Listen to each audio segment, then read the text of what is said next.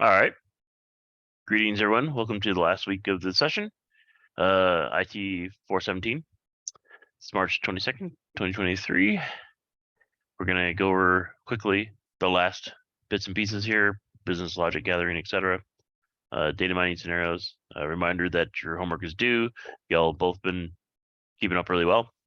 I'm also pretty happy with how the project has rolled out so far. So I don't foresee there being any major issues as long as you turn in your homework and meet most of the objectives.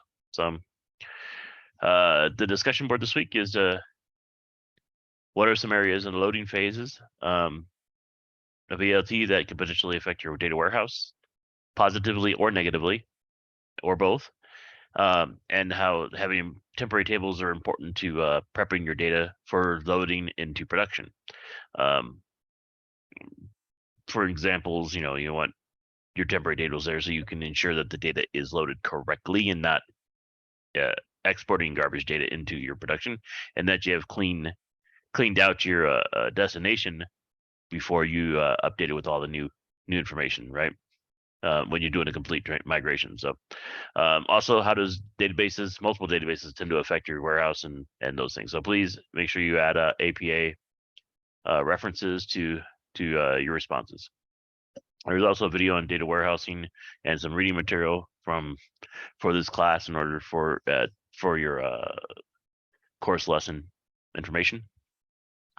This week's project 5, I'd like you to address the compare and contrast rationales for what you need to do with the 3 different scenarios. For instance, if you had a scenario based on a functional business need, what would be occurring during the loading phase of it in order to meet that particular case? Now, it could be, these are just create your own warehouse scenarios and give some text on what those scenarios are doing. Is it in case of like you needed to populate a database for sales? In the case of like the Metro, do you need to populate a database? Well, obviously the SQL was all about populating user data in that context. So how would your data scenarios be utilized in that context, right? What would you be doing with that user data in this bit? So also to work on a little bit of the functional roles of or the layers of functional, operational management, audit, balance, control, and utility. You can read more about that in the Muse and Reading website pieces. To be successful, basically, y'all figured out that I'm okay with how you guys described both week 4's effort in SQL and XML notation. So in this case, what types of triggers and things would you need to use within this process? So what would be used for triggering audits? What would you be looking for as part of an audit? What tools would be needed for the substance of an audit? Autonomous changes to a database, maintenance factors, why that's easier, why it would be harder. These are just bits and pieces of what you would be needed to make a successful last push for the total project.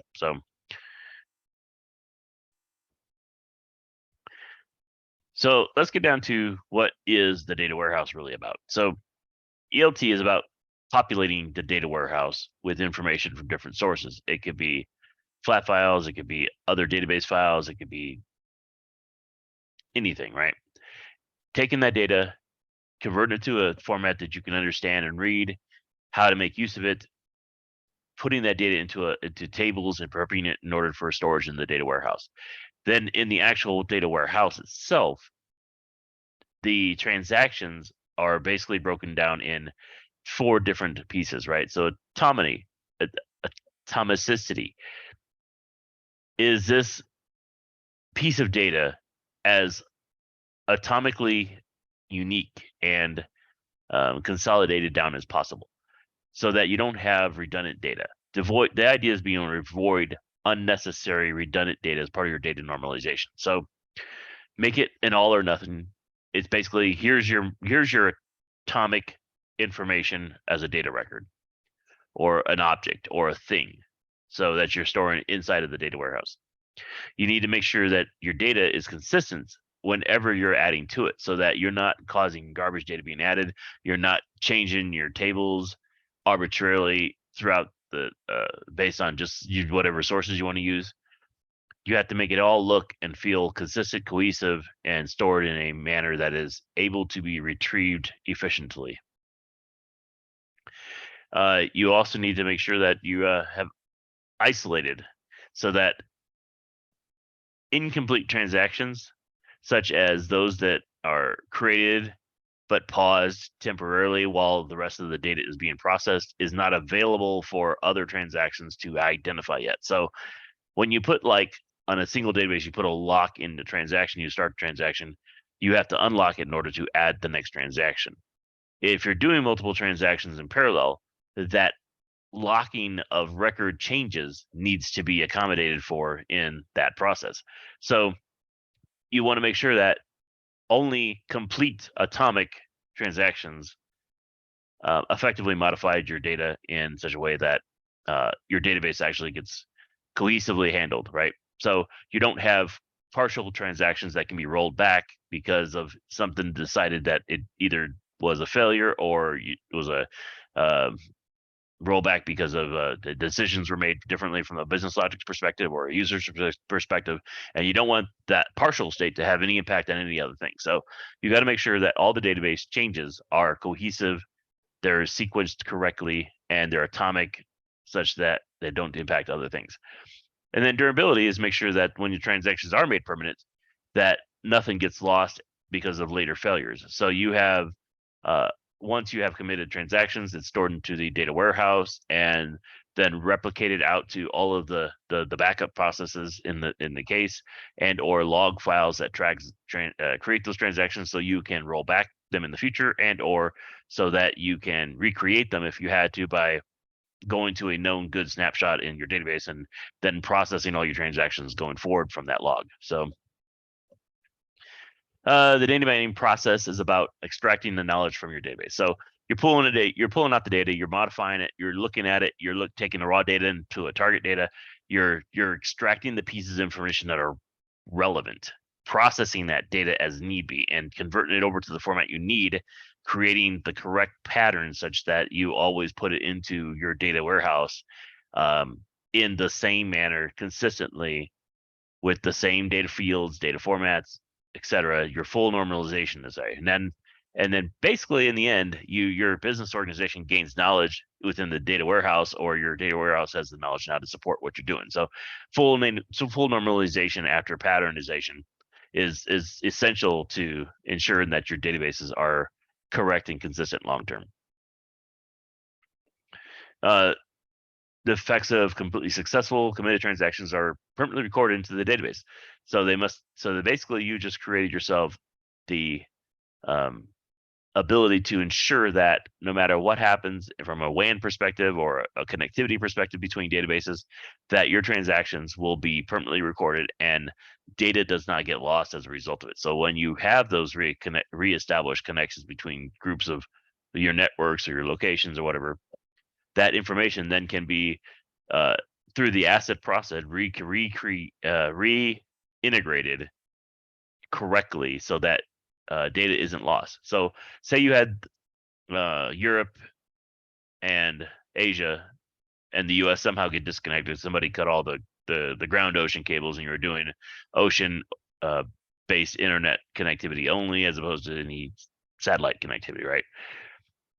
You need to have the ability that your databases independently can store your transactions in an atomic manner, such that with correct logging and normalization, such that when you do reestablish it, you can integrate those pieces together without causing consistency damage or corruption to your databases once they start to all work back together. So you need to make sure that everything is replication is reliable and durable in what the pictorial is what they call a split brain scenario. So such that your two sides can eventually reintegrate and have full integrity within your database itself. Your tools for easy storage, retrieval, multiple databases. You can have procedures, you build stuff, you build the scripts needed to do it, you can build the tools needed to have consistency. lots of large database systems have tools already built for cross database consistency and or synchronization. An example is Golden Gate from Oracle that allows you to have active databases that are working together, such that in order to solve that split brain problem, because it builds that bridge there for between your databases, right? So you have consistency and normalization in your data warehouse. And you need to make sure that the data you're storing is useful and meaningful, right? Not just storing the world of knowledge because you have the ability to store the world of knowledge. You want data that actually means something to your organization stored there. So storing arbitrary data doesn't necessarily help with business logic or performing the good all the positive things that you need to do for a basis manipulation, right? But you need to store what the data you have to have in order to perform the mission that you're trying to achieve. And occasionally go back and do checks on your data to make sure nothing gets damaged, nothing corrupted it, and or nobody changed the way your process works by a hack that then starts corrupting your database. So you need to go back and check for it, right? Because compromises do happen, but not often. But when they do happen, you need to have a method by which you can recover from. You don't want to die to ransomware. You don't want your business to basically shut down overnight because of ransomware, much like our recent SVG bank shut down because of an electronic run on people withdrawing money, right? You don't want data consistency or corruption to cause you to have to go out of business.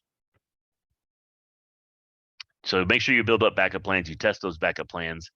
You have a plan for testing that backup plans and making sure you have a site called like Iron Mountain or something where you're storing data offline at offsite locations so that you can be retrieved as need be from those cold backups, or it could be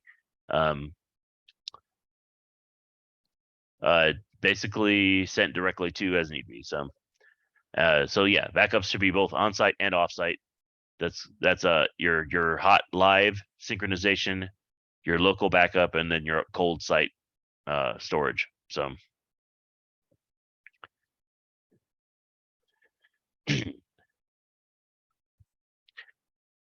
people who've been around there tend to have lots of tools available to them. So, they tend to accumulate lots of tools in order to achieve their things, in order to do as little work as need be in order to achieve the maximum possible efficiency of what they're attempting to accomplish. So that's just a natural behavior that good engineers, good sysadmins tend to do.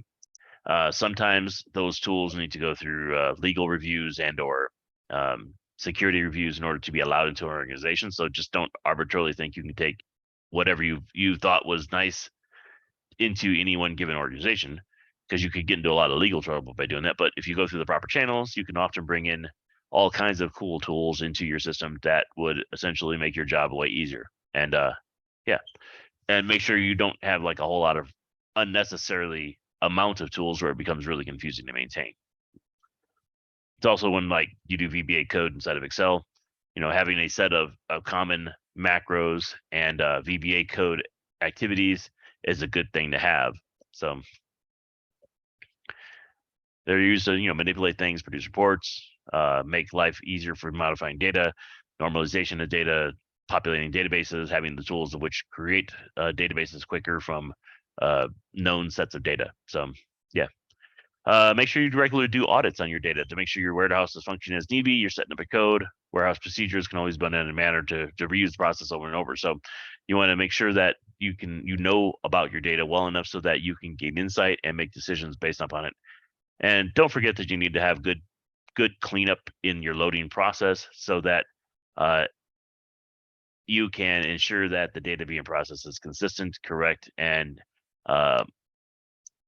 updating it is done in an efficient manner and keeps your data clean and impeccably clean, if at all possible, to the greatest extent possible. You keep it clean, you keep it consistent, you keep it functional, and you keep your warehouse active and happy. And in the end, nobody notices any hiccups in your system, and life goes on because it's good, because nobody ever sees anything, right? You only hear negative when things don't work right. and you hear nothing when everything is working the way you want it. And ideally, that's the goal of the job, is to make it so nobody has a reason to take note of some issues going on, right? So make sure you keep everything consistent and functional and clean, meaningful, etc. Make sure you have the audit procedures in place so that it doesn't take you a lot of time to do it. You should be a very efficient, very simple process, something that QA can understand, go through quickly, and in the end, you can recover in the event something occurred that had a disaster, right? So, all right, true or false questions here. Data warehouses do not usually feed data marts. That is false. Typically, a data mart is a subject-specific collection of data. Basically, like it's like specializing a set of data for a particular purpose, whereas data warehouses generally store one or more data marts or data lakes in that process, and a data mart would be like a dedicated data lake to a specific type of purpose, and it could be a subset of a data lake for that matter. So the OLTP, online transaction processing, usually feeds data warehouses. That is true, and this is a general step-by-step process and how that actually works, right? So it's usually there to perform data modification. It's the OLTP is the process by which you add new rows to databases, you add new transactions, you're processing new data fields, you're maybe making modifications to expand the schema of your database.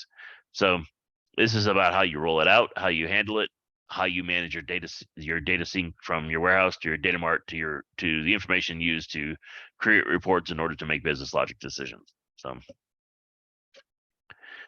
legacy systems are where data may come from warehouse. That's not necessarily true. They typically, older systems aren't well maintained or managed by the original designers and are left in, they call it disrepair, but in reality is they become obsolete. And we have lost more data from the 80s and 90s of computer technology than probably ever was assembled prior to like the 70s at this point. And it's because we create so much data and information now at such a rapidly thing, but back then we did not have standardized tools for storage, did not have standardized languages for maintaining records.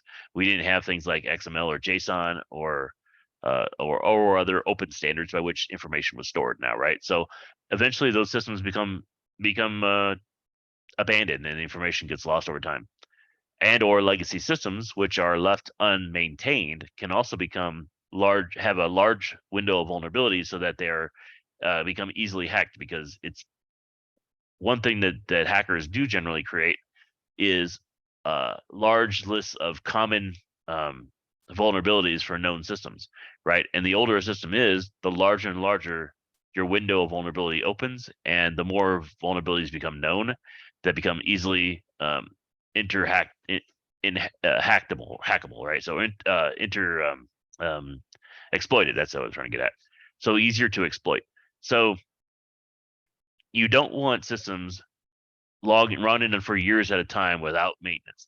You want to constantly get updates to the latest cybersecurity vulnerabilities. You want to get new OSs, new patches from vendors for all your COTS and all your OS stuff. And you want to keep your things maintained because you want to be able to ensure that your data is not only protected, but it's consistent and it's maintained with the most modern systems possible. And it's huge in certain fields, especially in finance or banking, or you always hear about these people that get their business hacked into and 100 million or 200 million records get stolen, and all of the information on, say, somebody in order to do identity theft gets stolen.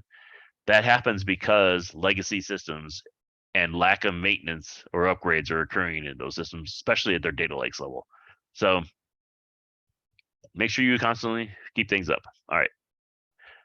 Data modeling is not important before warehouses are set up. That is false. To perform data modeling, a number of prerequisites need to exist. You need to have an understanding of the organization of your data, how you're going to search it, how you're going to store it, how you're going to maintain it, what is the normalization you're achieving, where you want your data to eventually look like in the end. So you have to build your foreign keys, your data warehouse.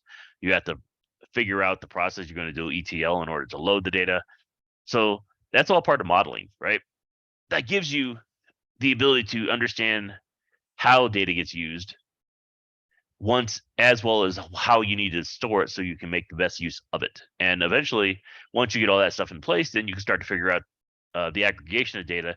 Gives you to be able to establish either metadata that helps you search for stuff, helps you organize that stuff, and or maybe even to figure out the behaviors of your data. So knowing how your data gets generated and where it comes from is kind of important in that context, right? So normalization necessary for efficiency of data. That is true. You want to be able to reduce issues. You want to make sure that you have your data consistently stored. You want to make sure you audit it correctly. You want it so that you don't have a duplication of data. So good data normalization, good warehouse management are all important pieces. Data marts are a more specialized version of database. That's true, because that's, like I said earlier, right? These are about specific topic pieces. So a data mart is very topic centric, or specific item centric, right? So like if you wanted to know everything about everything, and say you had 100 different sensors doing stuff, well, okay, but a data mart would be, well, all of the heart sensors for this type of person is producing this kind of data under these conditions, right? That would be where your data marts goes. It gets down to very specific details about things, specializing in specific stuff, and they can be used to produce basically smaller databases that are easier to implement, easier to manage, as versus to just large scale data warehouses that try to store the world knowledge, the knowledge of the world. So, yeah. So if you took like a corollary, right? Solving world peace is easy. Solving world hunger is impossible. People try to constantly want things all the time, and it's a corollary in that context, right? Especially in the computer world. Everybody seems to want everything they can get a hold of. They will demand lots of stuff, ask for lots of things, spin you around looking for stuff to do, right? That's typically lots of different people with lots of different direction. Effectively, that's a case of world hunger. Everybody's wanting something to consume, but they don't have the means to handle it effectively, right? And I say world peace is easy to solve because it's easy to solve by starting a war. That you solve peace. There's no longer peace. But I mean, that's just a joke. But nonetheless, the idea being, in order to make your users, for your end users of the data warehouse happy, you need to make sure it can meet their needs efficiently at the lowest cost possible, and handling all of the situations they need from all the data they need to survive. So overbuilding your system can also have added expense to an organization. So be careful about that. A good deal of business intelligence for large companies is now derived from data warehouses. That's true. In fact, it would not be possible without the data warehouse. It's the fact that the data warehouse gives you all of the information you need so that they can make the business decisions. They can extract the information needed in order to build out and make intelligent decision-making processes. It gives you an organization the ability to, if they need to go buy stuff, they need to fill inventory, maybe they need to improve or decrease their number of people on their project. As I found out yesterday, the project I work on is going to be ramping down from 220 people to 140 people within a month. So, losing 40% of your workforce in a matter of a month is going to cause a lot of people to panic. But that's just how things come and go, right? At times, that in that case, it was a matter of the business intelligence was extracted from the data warehouse, that we were spending way too much, producing way too little, and not achieving the effects needed because of insert X number of reasons here. But those that are high performers tend to keep their job, but they need to learn to be more efficient in order to be successful later on, right? And over time, those things come and goes with every organization. So things grow, things shrink, but having all the tools you need in order to justify and manage the data warehouse is absolutely important from a business intelligence perspective. And be able to extract the data that you need to make decisions like that is also very important. So, all right. Well, it's the end of this session. Please get your final project in. I am flying to Boston here within 24 hours of this recording. Quite literally, before the sun comes up, I will be on a plane tomorrow morning. to Boston. I will return on Tuesday, which is the day the final grades are due. So definitely get your stuff in, and I will attempt to do some grading as I can from the hotel room on a small laptop I'm going to take with me. But overall, good luck in your careers. Good luck in your future studies. I know one of you, this is like the last class you have to graduate with. So yeah, I will be seeing you potentially if you're in the in-person graduation, potentially I'll see you, or we could maybe cross paths in July.